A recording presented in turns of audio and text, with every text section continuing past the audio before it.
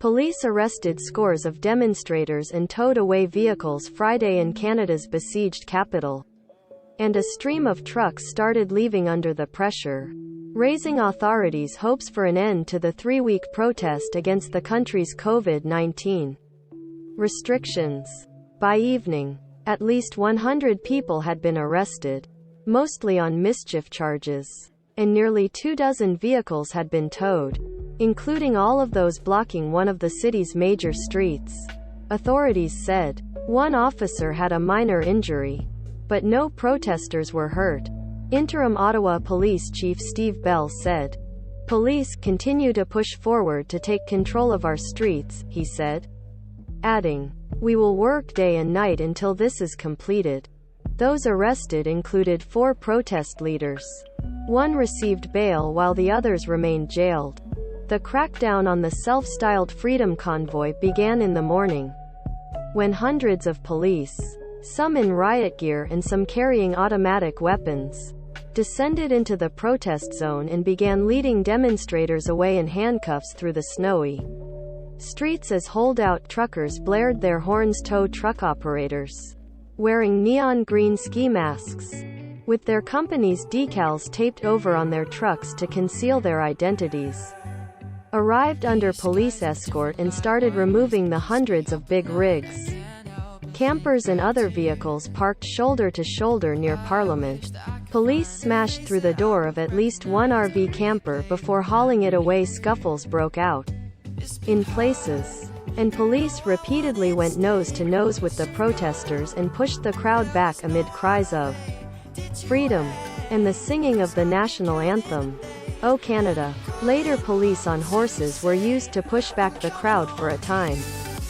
Police said late in the afternoon that protesters had assaulted officers and tried to take their weapons. Some began dismantling equipment at a stage where they had played music for weeks, saying they didn't want it to get destroyed. Many protesters stood their ground in the face of one of the biggest police enforcement actions in Canada's history, with officers drawn from around the country. "Freedom was never free," said trucker Kevin Homound of Montreal. "So what if they put the handcuffs on us and they put us in jail?" Quote, "But a steady procession of trucks began leaving Parliament Hill in the afternoon. There are indications we are now starting to see progress," Ontario Premier Doug Ford said. Police would not disclose how many protesters or vehicles remained downtown. All indications were that police would be working into the weekend to clear the area.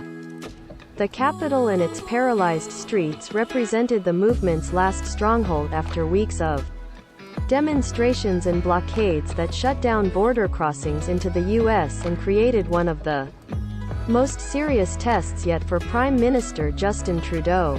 They also shook Canada's reputation for civility, with some blaming America's influence. Authorities had hesitated to move against the protests, in part because of fears of violence.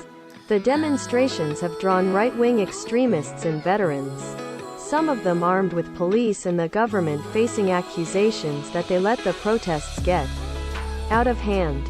Trudeau on Monday invoked Canada's Emergencies Act. That gave law enforcement extraordinary authority to declare the blockades illegal, tow away trucks, arrest the drivers, suspend their licenses and freeze their bank accounts. Ottawa police made their first move to end the occupation late Thursday with the arrest of 2 key protest leaders.